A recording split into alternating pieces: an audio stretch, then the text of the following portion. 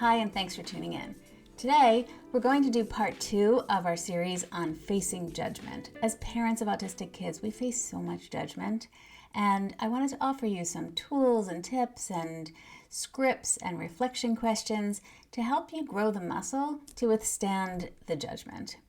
Today, we're going to talk about responding to judgment and critics. We're going to talk about grace under pressure, choosing your battles, educating others without over-explaining, and finding support among like-minded parents. So let's start with grace under pressure. One thought that is very helpful to keep in mind is that responding to judgment isn't about proving somebody else wrong. It's about staying calm and grounded in your truth. If you keep that perspective, it definitely helps you feel less defensive, feel less aggressive, and it's a really helpful tool, so keep that in mind. When you let go of the need to prove someone else wrong, it helps you preserve your energy that's better spent on your child than on your critics.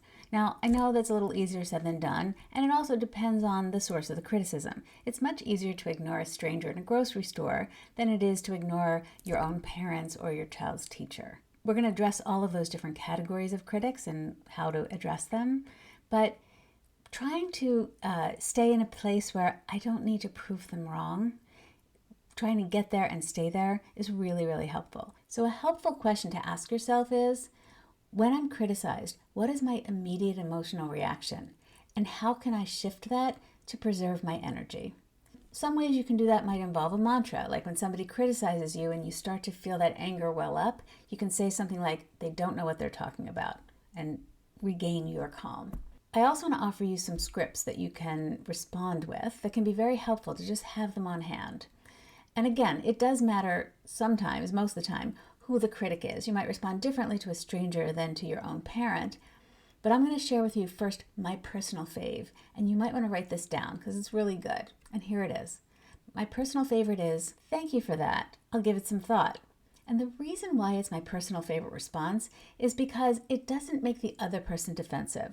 They can walk away from it. They can just say, oh, I was helpful. And it doesn't mean that you're wrong and that they're right. It doesn't mean anything. It just ends the conversation. And that's why it's my favorite. It's polite and it makes them think they did something useful, but it ends it. They're not going to give it any more thought, and you don't have to either.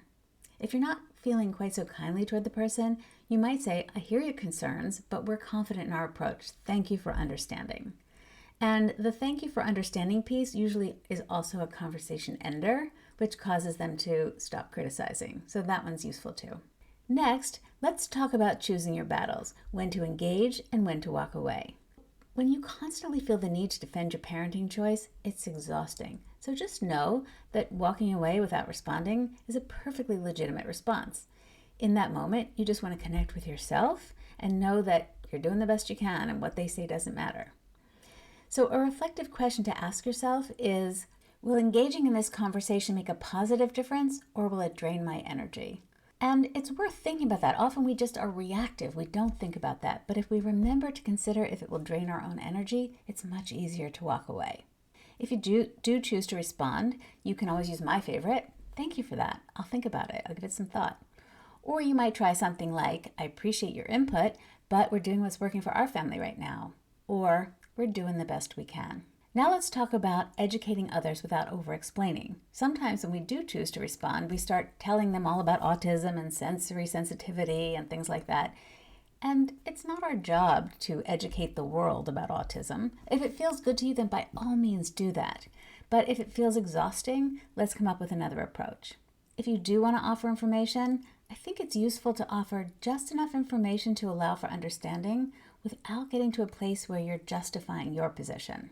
I want you to think as a reflective question to consider, am I explaining because I want to share helpful information or because I feel obligated to defend my position, my choices? So that's a useful question. And here are some potential responses for you to think about. You might say something like, my child has sensory sensitivities and this approach helps him stay calm. Right? That's enough information, but you don't have to go into all the background on autism.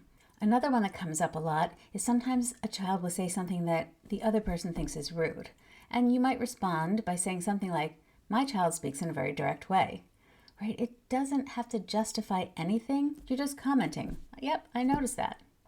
So who the critic is really does make a difference, right? You're going to respond to a family member differently from the way you might respond to somebody in the supermarket. I wanted you to have some of these phrases in your arsenal to think about in advance so that you have them on the tip of your tongue when it happens. Remember that it's not always intended to be malicious. A lot of times things that come off sounding like criticism are meant to be helpful by people who just don't have the experience to really offer anything helpful. So keep that in mind too. Remember that not everyone in your circle fully understands your journey. So the important thing is for you to both find people who do, but also preserve your own energy, right? We don't have to take all of that judgment in. We can deflect. We can just prioritize our own experience. I hope you found this helpful. In the next video, we're going to talk about setting boundaries. So I hope you'll tune into that too. If you found this helpful, I hope you'll like and subscribe because it helps me out so much and hopefully it helps you too. And if you want to contact me, my contact information is in the description box if you think you might be interested in pursuing parent coaching. See you next time.